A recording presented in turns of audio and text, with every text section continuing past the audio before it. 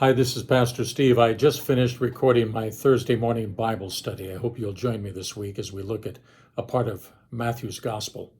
When I was done recording, I noticed something on my shelf that's been here for over 20 years. It's this little guy.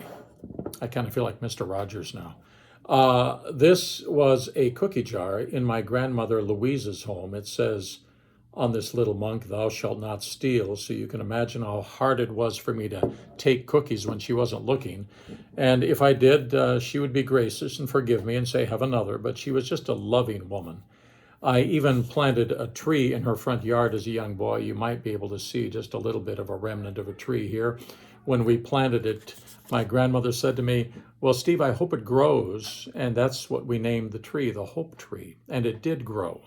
And alongside that, my faith in Christ because of my grandmother. She would sit with me in church because my mother was the church organist up on the organ bench, and I sat with my grandmother, Louise, and my father, and the rest of the kids.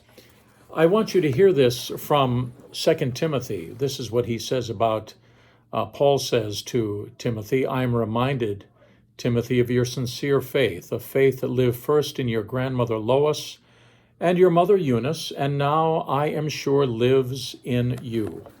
So how simple is that?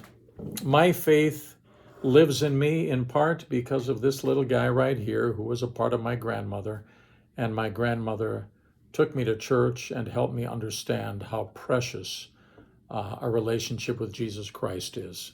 So maybe you can think of how important it is for you to encourage and be a witness in the faith too.